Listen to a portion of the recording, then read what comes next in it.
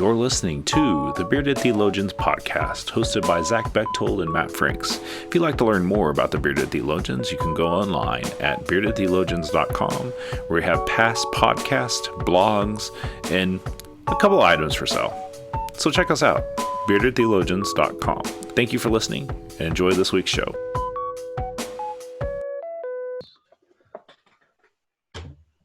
You're listening to the Bearded Theologians podcast, hosted by Matt Franks and Zach Bechtold. And we have two very special guests with us today. We have singer-songwriter Jenny LaJoye, friend of the podcast, been on before, returning. And we also have the Rev.Dr. Jenny Whitcher, who is the Minister of Prophetic Formation at Juniper Formation. Did I get it right? Yes, I get so excited. Thank you for being on. Because we have two Jennies on today, we will go with Jenny Whitcher, we'll go with Whitcher, and we'll go with LaJoye for our listeners at home. We'll do our best. So, LaJoye, why don't you reintroduce yourself, remind us who you are, where you're from, what you do. Great. Thank you, Bechtold. I am Jenny LaJoye, and I'm a singer-songwriter, like Zach just said. I am coming to you from Denver, Colorado. I'm from Michigan originally, and I typically, write folk pop music. And I think the reason that we're on the podcast today is because I just wrote my very first album of sacred music in collaboration with Juniper Formation, which is why Whitcher is also here. Whitcher? Hi, I'm Jenny Whitcher. I'm also coming to you from Denver today. I'm originally from north of Boston, and I am the Minister of Prophetic Formation at Juniper Formation, which is a new church start. We're a couple years old. Our mission is prophetically reimagining the church, and we do that in a variety of ways, but one of the ways and why we're here today is that we incubate, support, accompany new ministries. There's not a lot of supports for that in the wider church across denominations. And so that's a huge part of what we do. We also help congregations rebirth their ministry, all towards that prophetic reimagining. Yeah. I love that. Thank y'all for being here. Tell us a little bit about how you two got connected to do this project or to do this work.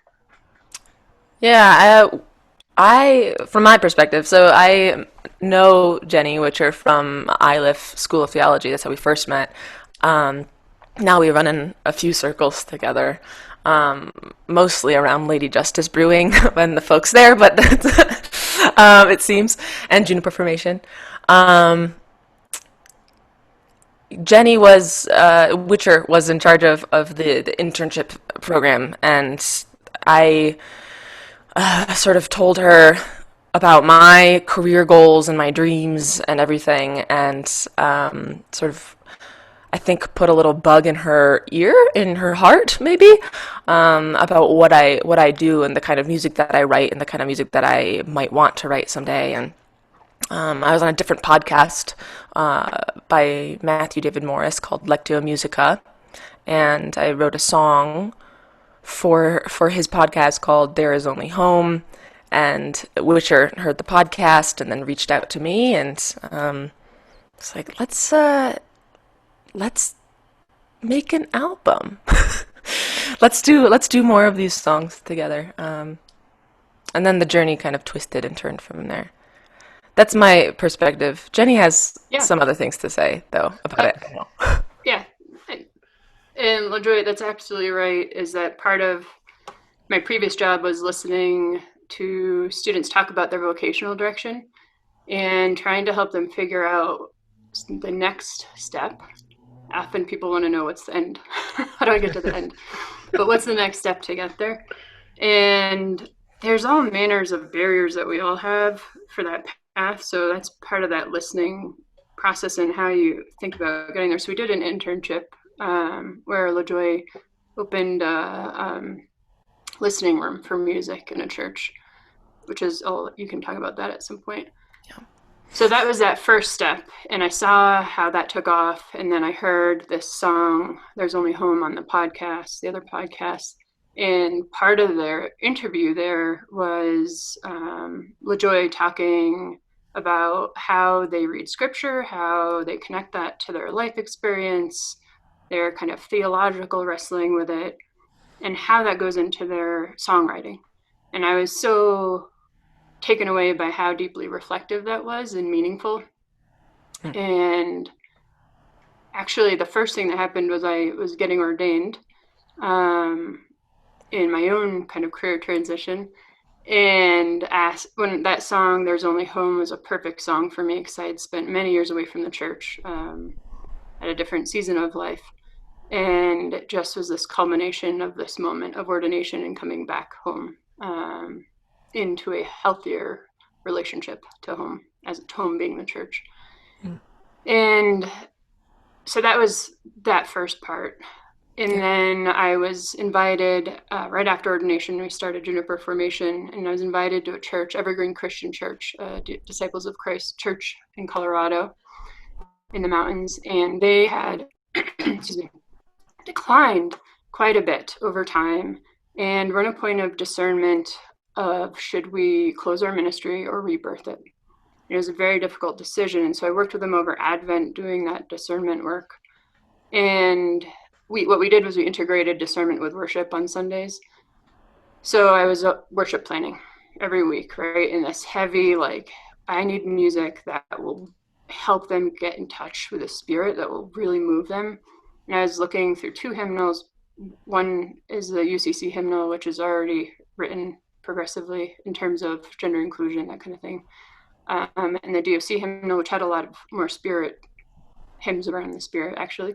But I kept getting so frustrated every week because I would, between the sound of the music, it was that kind of funeral march organ style, and then the lyrics would be really good, or the lyrics would be horrible and the music was really good, the sound. And I was like, come on, we need to bridge these together. And then I started looking into more contemporary music, which I hadn't looked into deeply for quite some time. Like, perhaps. That's a scary world. I was like a big contemporary Christian music fan in high school, so it's been a while. Yeah. And I was like, oh my God, the theology hasn't changed. The songs are still the same. They're stuck. The sound is real good, and there's some that has really good sound, but the theology and the lyrics are still stuck. Yeah. And that's when I reached out to LaJoye, because it was one of those moments in the beginning of our ministry where I just said, like, I need different music to do this ministry. So the idea was asking LaJoye, can you do this music that we can use in Juniper Formation's ministry broadly and share with the wider church, because everybody else needs this too. Mm-hmm. Yeah, I think anybody who plans worship or does anything with spiritual music has that frustration of, we either have really good music or really good lyrics, but we don't have both. Very rarely do we get both. And as a music leader in a church, because I know so many progressive music leaders, but they're not all songwriters. Right. And I think that they have to settle, and I think it kills them from the inside very slowly. They don't know what else to do, right? You can change a couple of the words, and I think I have a very specific memory of I left School of Theology doing this to one of my favorite hymns, and we won't be specific, but they had to change some of the words to one of the hymns because it didn't have inclusive language. And they threw in some theological jargon, and it pained me to sing it because I'm like, this is theologically correct, and it just isn't musical. It's not okay. Right. Yeah, and I think a lot of people are in a bind, and in a lot of ways, I think that people who have some sort of background in theology and are musicians, if they're songwriters, I think that we have a responsibility right now, right? Or there's a void that we can fill. Right, and I think that the idea of getting stuck and just having to settle, right? Often, here's my theme, here's my scripture, here's what I'm preaching about. It's like, here are the same old hymns we always freaking do. And they're okay, but they're not great. And me, I'm not a musician. I'm not a songwriter. I've tried. It's not good. It does not, my brain doesn't work that way. And so to have somebody sit down and go, oh, here's how we do it, right? Here's how this works is so, so beautiful. Just the song that you sent us. Oh my gosh. I have a sermon series on it already, let's preach on this because it works. It's what we need. And so I guess tell us a little bit about that process of what it's like to write sacred music today. Yeah. I'm glad that Whitcher mentioned the scripture piece and like my reflection on scripture being part of the songwriting, because it's almost like there's a third party present when I'm writing sacred music that isn't present when I'm writing my other music. Typically, I will write from my own experience and my own, I'll find a window into my personal experience, find a corner, describe that corner until everybody is in my room with me, right? So everyone's like, I have that corner too. And I have a room that looks like that. And now we all share this experience together. And that's my songwriting process. And now it's like, no, I'm giving you the room. It's this piece of scripture. Now, find your personal corner in this piece of scripture. It's applicable to everybody. And that is, I want to say it's a harder process, but oftentimes more meaningful, or meaningful in a different way, because I know that it's going to affect people's hearts and healing in a way that my personal music doesn't always. My personal music it should be healing in the way that people see themselves in it and hear themselves in it, right? But sacred music, I wrote it specifically so that people can sing it as their own. Right. So it's their narrative. Right. And the song that you sent us 3 times, correct? Yeah. Is the name. Knowing the album that you had before that that you played a little bit on the podcast, it is that very much, here's my corner, come in and be with me. And immediately when I heard 3 times, I was like, oh, this is the struggle of the church now. Yeah. We're casting these nets, our nets have holes, and that's okay. How do we still cast our nets, right? That first little bit was just like, oh, that's exactly where we are. Yeah. And how do we do this? I sent that song to y'all specifically because I know that you are both, working, you're leaders in the church, and that you might resonate with that song. That's my favorite child on the album, that song is. So right. Yeah. And so when you describe that, it's like, oh yeah, no, you're totally spot on with, here's the difference between sacred music and personal music that's healing for me and hopefully for a community. But when we're writing with this intention of the church, of these sacred communities of gatherings in mind, there is a difference that pulls us in. Yeah. Yeah. And that 3 times is written, it's the story of Simon Peter, right? He has to tell Jesus 3 times that he loves him. Jesus asks 3 times when he comes back, and I wanted to get into Peter's head and think about the kind of love that you have for your friend, your teacher, and this kind of like exhaustion, right? This I want to avoid all that I did because I've done so many things that are questionable and shady, and I want to avoid it all, so I'm just going to go fishing. I'm going to ignore. And I'm sure that, there's other symbolism, right, to going fishing in the Bible, and that's, right, fair. This is just one little sliver of interpretation. And he wants to run away, and he's just like in this place of running, and I think that as church leaders, the feeling of being exhausted and wanting to just run away and disappear for a minute is very relatable, right? And then you have Jesus who's just like, do you love me? Do you love me? Do you love me? And If the answer is yes, it sucks, but you got to show up and keep doing the work and keep doing it, right? That's right. Yeah. Well, I think you're spot on, and just we do relate to Peter so much as leaders of the church, because it's like, I do love you, but damn it, I want to be over here Yeah. for a little bit. I need a freaking break. And Peter just exemplifies that so much. It's just like, but here, please. More than just the need for self-care, right? Like, it's because I definitely think that we need boundaries around our work and like absolutely get away. And I think Peter's something deeper there, right? It's something. It's not just running away from the work for a while, right? And, unplugging. It's like actually walking away from it for good.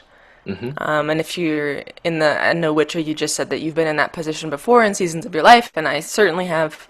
While I was writing this album, I think I was in and out of that place of like, I'm totally done. No, I'm like really done.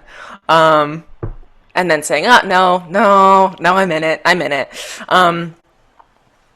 Yeah, that place of completely. I mean, I think the word doubt has been co-opted a little bit, and it's sort of a buzzword, but because it's something deeper than that, right? It's like not just I don't believe in these tenets, because I think a lot of us are beyond that. I think it's not just I don't believe in this, but it's like it is exhausting me from the inside to have to pretend to believe it anymore, or have to pretend to want to be here anymore. I think that's the Simon Pure place. Yeah. And that song, when LaJoye shared that with me, we were working with that Evergreen Christian Church that was in decline, and it hit such a deep chord in terms of that wrestling of what it means to close a church ministry or rebirth it. And both of those are so heavy. And that church decided to rebirth, right? And so this song came out after when we started, while we're in the midst of the rebirth, and yet that heaviness is still there, even when you've made that discernment. And I also remember hearing it for the first time and just being awestruck, because it, in my memory, was the first time I've heard a song that spoke directly to church leaders. And then all of a sudden I was like, oh my God, wait a minute. Because at first I was like, oh, pastors are going to love this song. They need this, right? This is a healing song that acknowledges what they go through and speaks to them. And then later I was like, well, no, if we're all called to be disciples, it's for all of us. And then I was wrestling with like, and I'm not a songwriter, right? So LaJoye can speak more eloquently to this. But as a worship planner, just in someone who grew up in the church, just wrestling with, I don't remember songs that spoke like this. So what are those songs speaking to, if not to church leaders, right? And like, what a huge gap we have.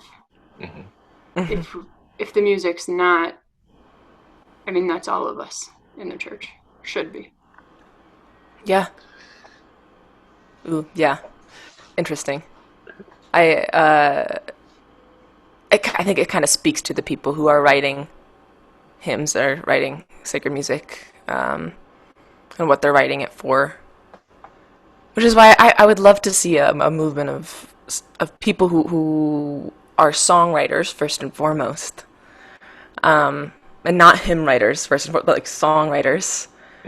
I would love to see a movement of them writing for sacred communities, just because you get this really personal perspective that I think sacred communities need in order to like be authentic leaders and people of faith, and right.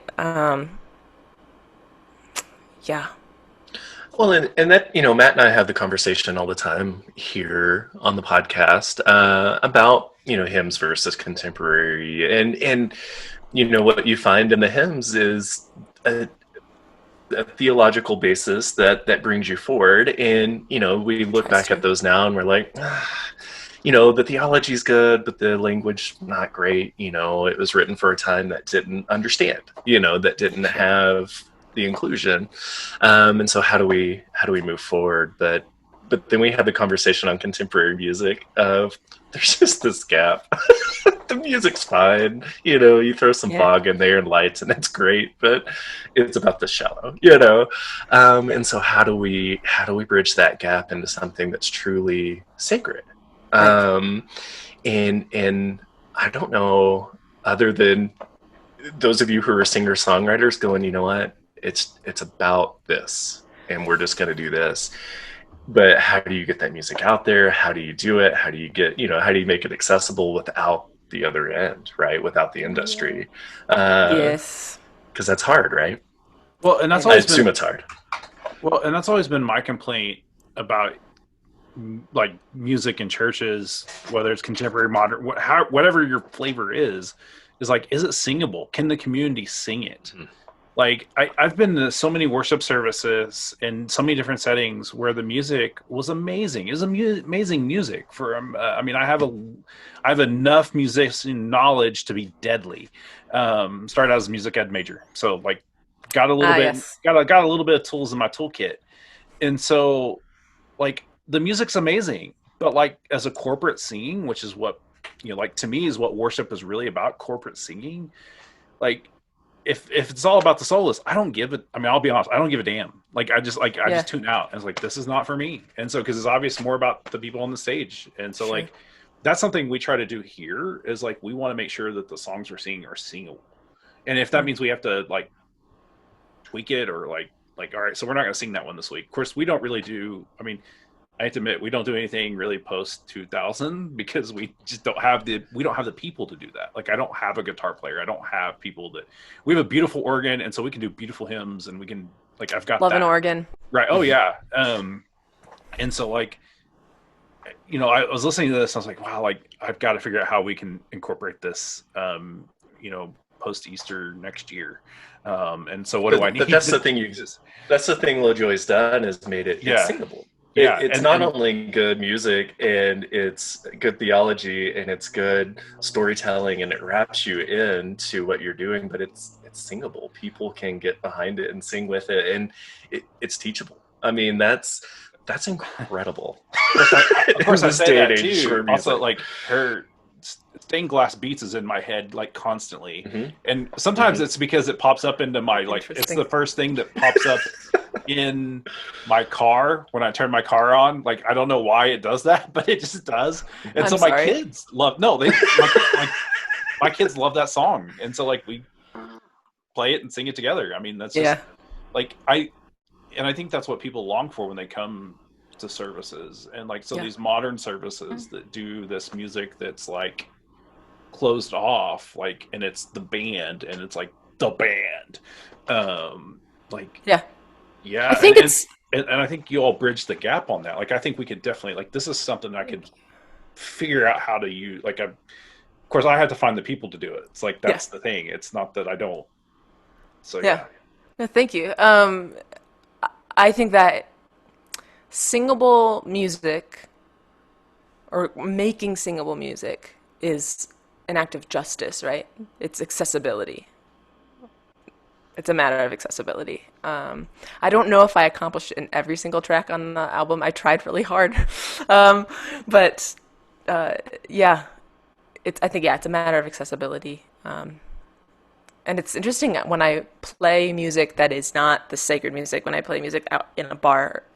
And caveat, I think that playing music in a bar is also creating sacred space. And I think it's sacred music, just so we're clear. But we're using this language, sacred music album, so that's how I'm delineating it in this space. But I don't really believe that that's a real divide, sacred and secular. But when I'm out in a bar playing music, people have come up to me before and said, do you have a background in like worship leading and like Christian worship? And it used to bother me. And now I'm like, oh no, I think they just mean that it's singable. I think they just mean that they want to sing along, right? Mm-hmm. Which is a compliment ultimately, but yes. Yeah, church music is good at training you to write music that way. Yeah. I want to hit back on, earlier we were talking about the difference with hymns and what Jenny said, because there are a couple other things that we had a conversation with before we started. and saying like, okay, and this is, unfortunately, sometimes you have to think about what you don't want to get to where you want to be. So we talked through like what are the barriers right now in the music that we're familiar with in the church that we have access to. So one absolutely is gender inclusive language. Two, connected to that, patriarchal language. After that, accessibility. So part of that is the amount of times that body parts or those kind of things are talked about in songs. So if you don't have that body part, or if you don't have that function in your body, right, that piece. Another one is that Christian war metaphor that's so huge and like violent, and that doesn't serve us, right? That's not connected to our theology. And Atonement theology. Yeah, atonement. Right. It's big in the hymns. There's a lot of Black white supremacy edifying language about the metaphor of light and white equals good, dark and black equals bad. And many of us are so connected to that I know it probably hurts folks to hear that. Like, ooh. But if you think about it, if we're constantly telling ourselves that, like, that has other implications when we're in a racist and supremacist wider structural system. So those are all some of the things that we talk through of like, here's what we don't want to do. Yeah, that was a big part of this, which for me is huge in terms of how do we move the church prophetically forward. It matters what we say and what we sing in our hearts. No, you're right. And a lot of the embedded theology that are just our church people have come from the hymns, and I'm probably wrong to say, but I'd venture to say that most of them were well-meaning, right? And then we've taken and embedded this stuff in. Some of them not, right? No, we're gonna give that out in this I want to give the benefit of the doubt, right? Yeah. But unfortunately, probably not. And we've taken that and then to gently move people. Hey, this is really what's going on here, right? Is hard. It's hard work and it's important work to do. And if we can move from there into new sacred music that is there, right? Yeah. We get people there and then get that going in their hearts and in their souls. And it's like, oh, here we are. This is the God. This is the Holy Spirit. This is who we're called to be. Yeah. We recently had a discussion about that in the church that I work at. Amazing Grace, the song Amazing Grace. The most popular stanza is like, I was blind and now I see. And we were just in our staff meeting like, we want to use the song because it's Amazing Grace. And also the origins of the song, let's think about it. And also that line. Will people be so distracted by us changing that line that they won't like the song anymore? And is it worth it to do it? And ultimately we're like, of course you have to change it. Of course you have to change it. I think we did. I was bound and now I'm free or something like that. But, I think that the church leader, we're kind of tripped up. We're like, oh, but it's a classic. Right? I'm like, well, there's so many things in our society that's classic and we need to just get rid of it. We need to change it, right? Yeah. Just because it's classic doesn't mean it's good, right? It doesn't get a pass, right? But there's a teaching moment there too, because you find so many worship leaders and pastors and people who they just change willy-nilly, right? This is bad, we're going to change it, but there's not the teaching moment that comes along with it of here's why, and here's where we go from blind and can't see, but bound to now I'm free, and how freeing that is for everyone, right? And your folks who are. There's the teaching moment, and I think that's sometimes what we miss, and we're just like, we're going to change it. You leave the rest of the congregation going, what the hell do we change that for? It's a classic, right? With that argument. Well, and some don't ever know that you changed it. I mean, I've done that a couple times to a couple songs where we changed a word or two, and it didn't affect them anything because they don't read music, and so it's on the screen, and so they assume just what's on the screen's what's there. And so I mean, there's sometimes I remember I've been in enough congregations where I've had that conversation. Like, I don't want to sing that hymn anymore. Like, it just doesn't, it doesn't speak well to who we are as a people and as a faith. And like, can we just leave that be and like understand that this is where I'm at theologically, and I want you to come with me on this, like, and see why this is not healthy, and why we need to why we need to grow and stretch ourselves further. And this is the first church I've been in. Understand, I'm very Methodist traditional worship style context. We've actually used all three Methodist music books, and so like I've had some fun with that and being able to like stretch their understanding of music and mine as well. I've got some pretty good musicians that have said, "Hey, let's actually do this Sunday." And I'm like, I don't know that song. Teach it to me, because I want to know. And I think that that's the thing in churches I've noticed over my years of ministry is that like we have our playlist and we're not deviating from it. And by God, don't change the words to the playlist, because that's who we are. And those are the churches that are struggling and dying. Whereas you see churches that are doing new things or trying, to make adjustments as needed. That they're thriving in some way, shape, or form. Well, and that goes back to the original thing that Whitcher did, was looking through the hymnal going, that's not here. Yeah. Where's it at? And how do I get it? And it wasn't there for a small congregation that didn't have a music budget. And they had musically inclined singers. They had someone that wasn't there every Sunday necessarily, but played piano. So when you think about, like some of the music in the church, I've been reminded by some colleagues, is beautiful when you have like a national cathedral setting, choir, and you know what I mean? Like there's some musically beautiful music. That's not most church contexts. And that singability, that, if you have a guitar, you don't even need a guitar, but how do we invoke the spirit together through voice? And Matt, because you have that music degree, those people you want to get, I'm sure you would lead the songs. Vocally, no? No. Well, and I think, go ahead. No. Was a clarinetist, and so like, yeah. There you go. And I had to be honest, like I walked away from that to answer my call because I realized I wasn't living to the calling that God called me. And so like my knowledge of it is the technical side. Like I can hear it. I mean, the rhythm thing, like, those nightmares of 8 a.m. Oral skills class just still haunt me today. And so oral skills. Yes. I walked away from that because it was so painful. That, and when they told me, because I wanted to get a sacred music degree, I thought that was good. Like I switched from music ed to sacred music mid-semester, thinking this would be a great bridge for me to enter into ministry and to do sacred music. But then when they told me I had to play the organ, I have some difficulties with my brain that enable me from doing that. Like I can't from moving all four limbs at once. It's ridiculous. But not only that, like even the piano, like, so when I knew that my time as a musician was over was in my class piano jury.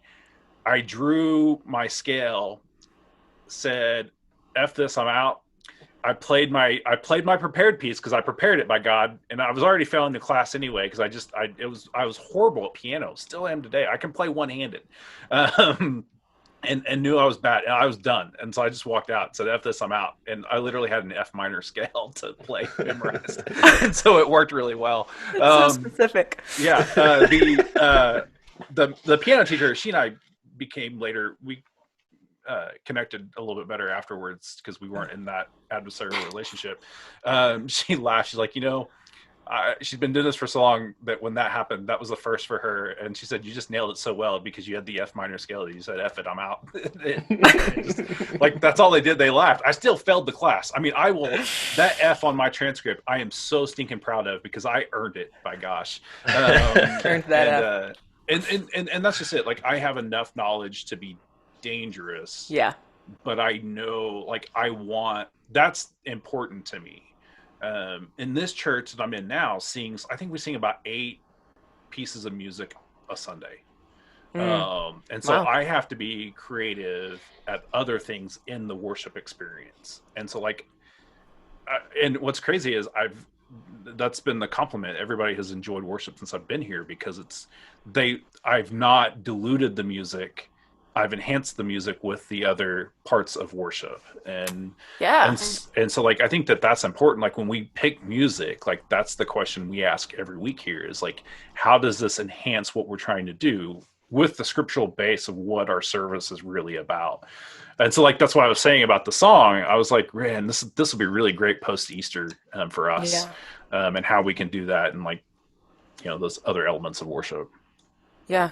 That's not Go ahead. Surprise, because LaJoye wrote it on the lectionary. Yes. So this album, Most should of serve you January to June. Yeah, half of the liturgical year. I wrote it over the church calendar year. So you'll hear there's like an Ash Wednesday song. There's this post Easter song.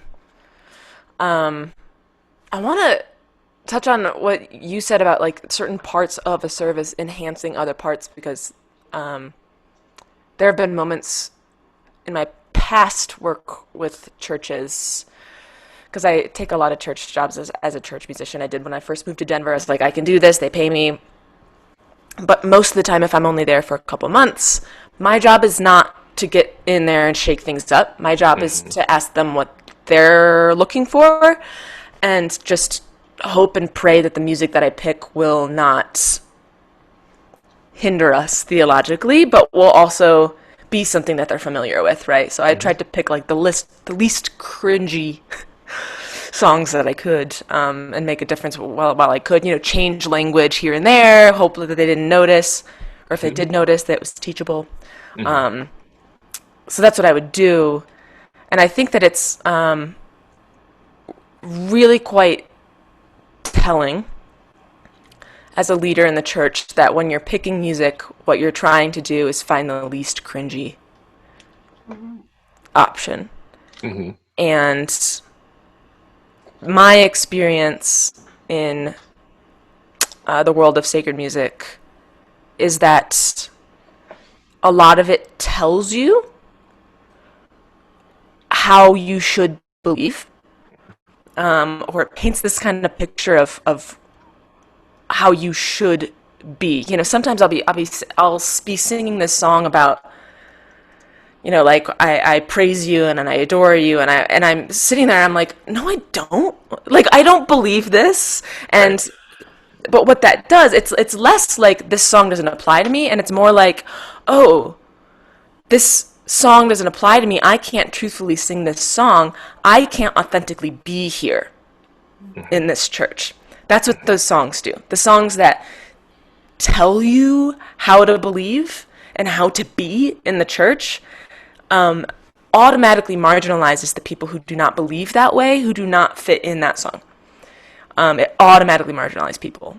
And what I tried to do in writing this album, and this is my own songwriting muscles coming into play, what I tried to do is only talk about what I do believe, right? And what does bring me here. Not what I should believe and how I should be here, but what is actually true, which is what is in this 3 times song. It's the muck and the mire of, being a follower.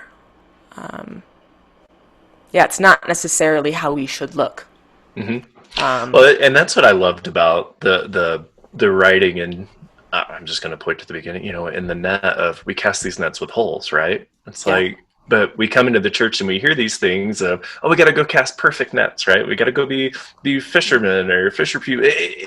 We got to go do all these things. Yet everybody is sitting in the congregation is going, yeah, but I got holes in my nets, but that's not me, right? And they're looking at the pastor or whomever going, well, you can do that because you're up there, but I can't go do that. And that, you immediately pointed to, no. Here we are as people imperfect, and we got holes in our nets, and we just are here, right? Yeah. And it speaks so deeply to that. Oh, we all have our own crap. We all have our own stuff that holds us back, or that we fear, that we have anxieties about, or that we just whatever. And that's okay. We're still here. Yeah, it's a pastor's job, it's a leader's job to model Mm-hmm. vulnerability and Right. model authenticity and model not being okay but showing up, model self-care, model how to walk away well and how to come back well, model how to heal, right? That's a pastor's job. Yeah. Yeah. And I feel like so many of us, of course, when we read the scripture, are taught and believe we're to be Jesus, right? Those are the feet to follow. So I'd be curious about how many of us legitimately put ourselves in other people's shoes, like LaJoye did with Simon Peter.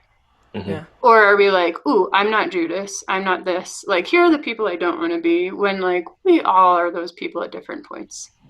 So when we separate that from ourselves, that causes a lot of can cause a lot of internal trauma and dissonance in just being whole, and in the fullness of how God created us. Yeah, no, I think you're absolutely right. I think so often people read, especially through the Gospels, and they're like, "Oh, Jesus, you're Peter, you're Judas," And I constantly try to remind our folks when we read through something like that, I want you to put yourself into the shoes of Mary or Martha, or Peter or whomever. Let's leave Jesus out here for a minute and put ourselves in the shoes of the woman who comes and touches Jesus's robe. And why? What are we doing here? And what would compel you to go and to feel this way and to say these things?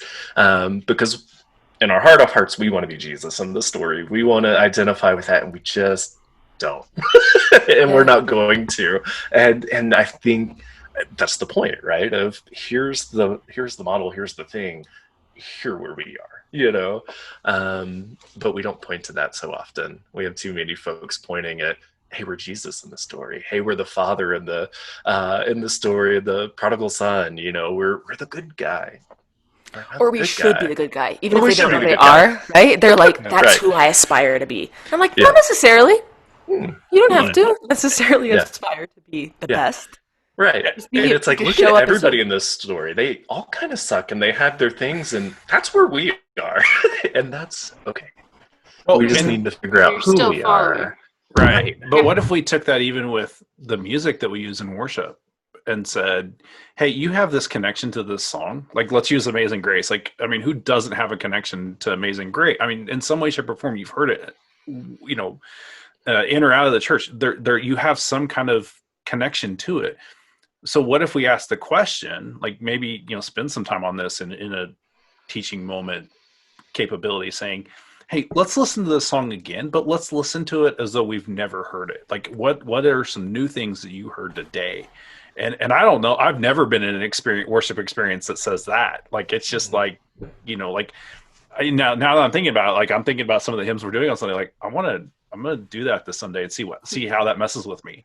Cause some of those hymns we pick for particular reasons. And so it's like, we're doing the Illustrated Ministries virtual vacation Bible school thing. And they have this really good music. They have some pretty good music with it. And our song leader on Sunday kind of muffed it a little bit, but it was like, I like what she did with that. Like, she needs to do that. Like, so I wrote down in there, like, she has to do that again next week. And so like, we talked about that in our post service. And I think that would be, I like that sound a lot better than the on workings going on. Nice vocal trick there. Yeah. That's my cat, for people who are listening. My cat got right up on the mic. But I think that would be really cool if we pushed our communities, those that are listening, if you're a faith leader and you're in that space to do that, like, ask our people, like, as you're listening to this hymn, what are some new things that you hear?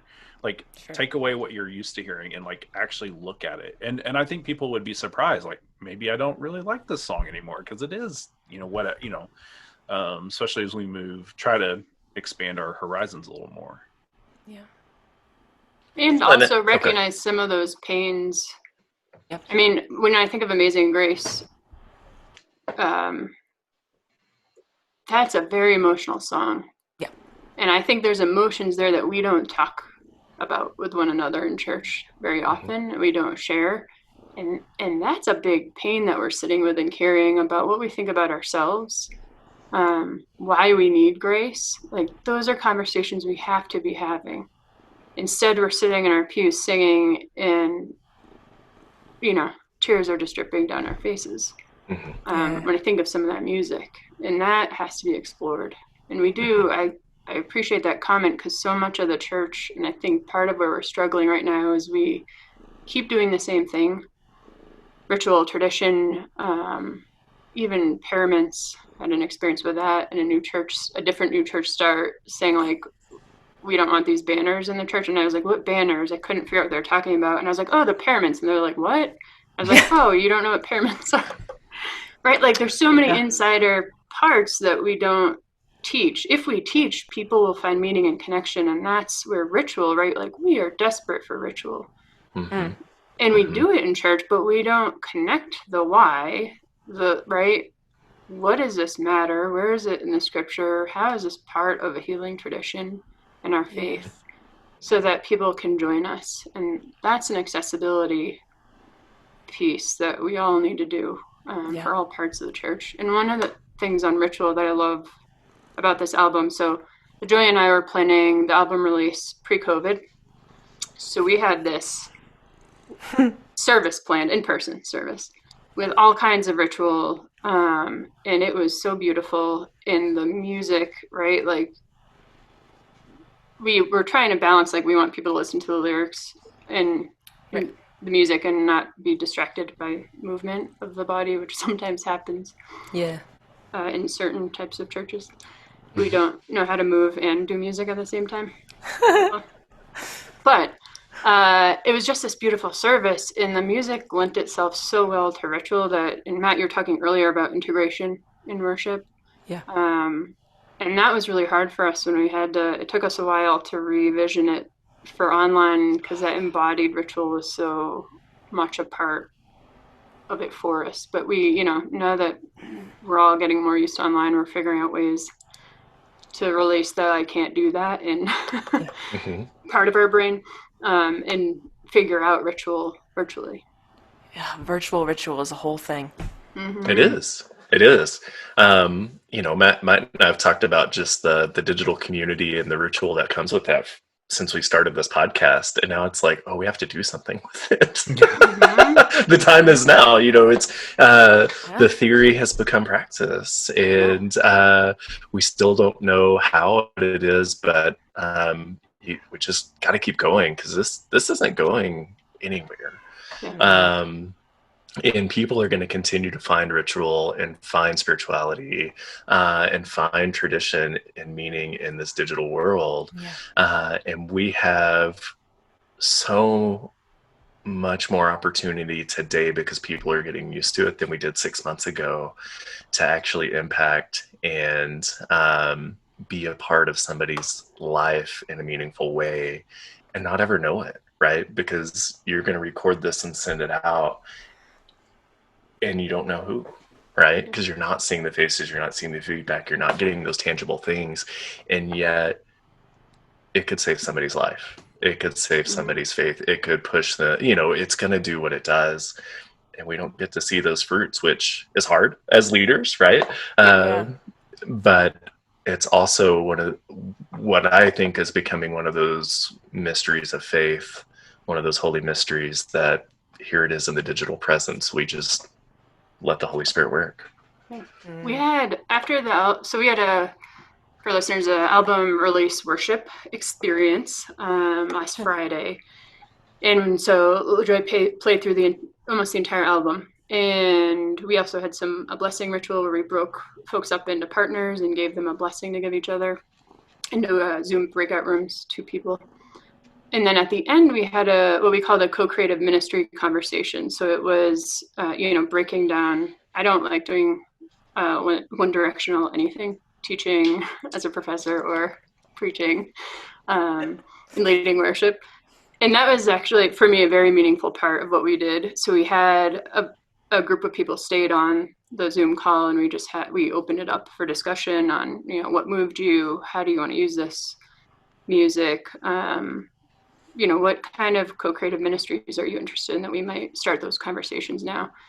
And 3 times the song that we've been talking about is the song every single person brought up. I was shocked. I think that was like the only song. Someone brought up something else but didn't name the song, but that was like the one song they kept circling around. And one of the amazing moments, there's a couple in that conversation for me, but one was someone that is like a huge movement worker, activist, but not connected to church spaces, talking about how much this is needed in that space. Yeah. And bridging that, like, here's the work we do. And from that person's perspective, we don't see pastors or churches doing this justice work. And also, we need you in that space because we need that, right? In that bridge, when we talk about inclusivity, I think too often in progressive Christianity, or in my circles of progressive Protestantism in particular, we talk about inclusivity as this wide open space where we're not clear on what we believe or what we're called to do. And then we don't understand why people aren't coming. And I'm like, because they don't know who you are, right? You're just kind of like whatever out there. And you can be inclusive and also be really clear on what you believe and what ministry looks like, and right, how you relate to others. And that was one of those moments of connection that we don't think about, I think, in the church, of like, this is ministry, and it doesn't matter that this person doesn't identify with church, right? They're doing ministry, and this is speaking to them. Yeah. And that, like, just that bridging there, and there's several people there that spoke about, because of their identities, not being included in ministry. And another part of our work together and at Juniper Formation broadly is to break that divide between ordained and non-ordained ministry leadership, because so many lay folks don't feel like they have the right, and so many feel called to ministry but don't have ways to express that, aren't encouraged in their formation. And that's why I refer to LaJoye as a minister, because what they do is ministry. And we did it together too with the Evergreen Christian Church Rebirth. LaJoye was there every Sunday, or the Sundays I preached, and we were using a lectionary, and that was the process of developing the music. That was kind of our, like, here's a deadline and a way to practice this in community with a congregation and get feedback and to help them with their rebirth. And so Juniper Formation was birthed during that time. Evergreen Christian Church was rebirthed, and LaJoye's Sacred Music Ministry was birthed. And that's really important to me, because so often in ministry, all kinds of ministry, and in new ministry, we think we have to do it alone. And 3 powerful things were birthed because we worked together. Yes. And we came together in our vulnerability of being new, right? Not sure what we're doing, not sure that we can do it, not sure anyone's going to care, to support one another into this tremendous transformation for all of us. Yeah. Thank you. I could do this for 4 more hours, but we want to be good stewards of your time. Is there, I don't know, there's a whole nother podcast off of that. And how we work together, and how this is not a top-down model, but we'll leave it at that, because you said it so beautifully. Is there anything else you wanna get out there, want to point to? We'll of course tag the song 3 times at the end of this podcast. Cool. And put links on our website to find everything and to get it. But is there anything else you'd like to throw out there? Ooh, I don't think so. Look for the album. Yeah. Go to juniperformation.org. And there's links to the album everywhere on there. So there will be like resources. We have lead sheets for people who know how to read music and want the guitar and piano chords and things like that. So we'll have all sorts of resources for you there. So you can use We're it. working on some worship videos too, so that people can plug them into their online services. Yes. For us, like, this is we've been talking about it, right? What needs to change. And we want this to be shared with the wider church. We want people to use this and engage it and have the resources they need. So we're sharing those for free, the lead sheets and the worship music videos. And we hope that churches will benefit from that. We know folks are stressed out and doing a lot of work right now. Yeah. Thank you. LaJoye, you talked earlier, I want to plug Matthew David's podcast because it's phenomenal too. Will you remind our listeners what that is? Yeah, Matthew David Morris. It's a podcast called Lectio Musica. I don't know if he's released any new episodes recently because it's been a while, but the old ones are. It's beautiful. You will be in a good place if you listen to it. A new song every episode based on the lectionary readings that week. So it's great. And if you start anywhere, start with LaJoye's episode because you know it's going to be good, right? Very good.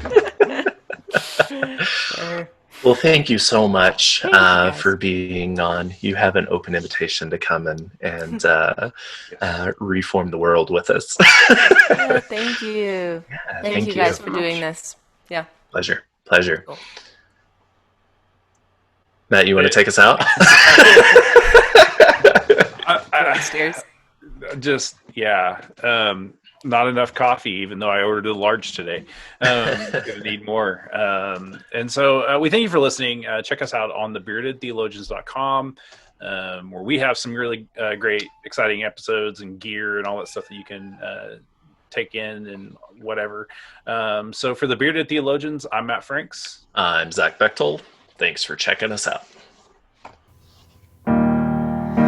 It's easier to grieve,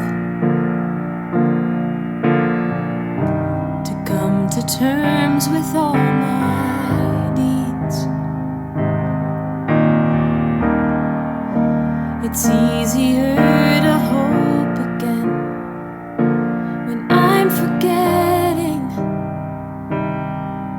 So I am going fishing. This net has many holes,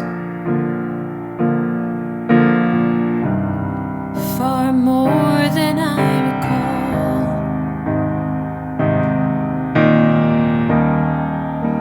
And I can't seem to catch a thing. I am empty. Suddenly I hear you. Could it be?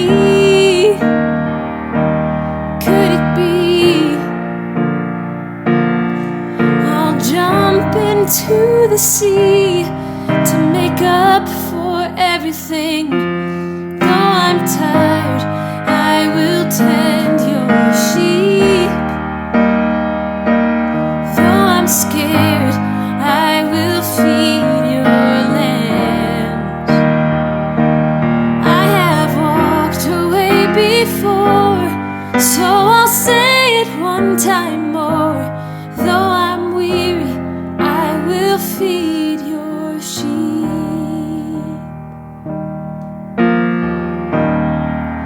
I'll meet you on the shore, soaked and shaking like before.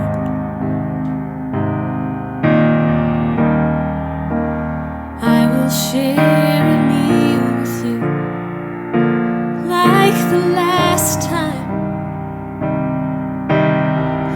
No time at all. Is it you? Is it you? If 3 times makes it true, is it you I'm praying to? Though I'm tired, I will tend your sheep. Though I'm scared, I will feed your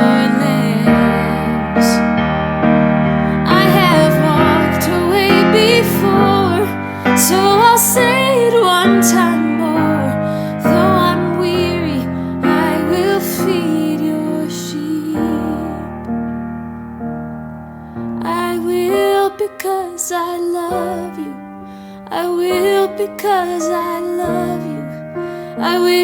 because I love you.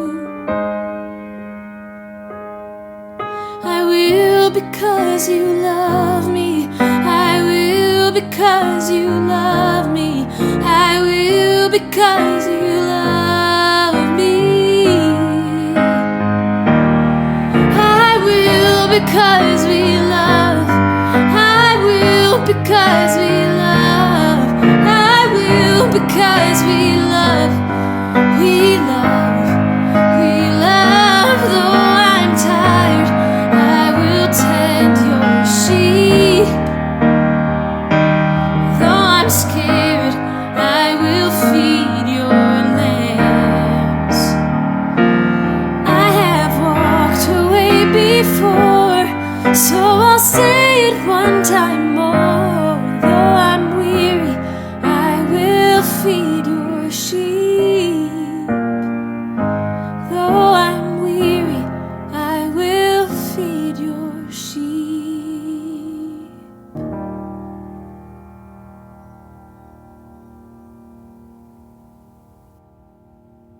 Guys, I want you to subscribe and like this video and push that thumbs up. Thank you for listening to the Bearded Theologians podcast. Don't forget to like, subscribe, and share on all social media outlets. You can check out old episodes and more information at beardedtheologians.com. Thanks for checking us out.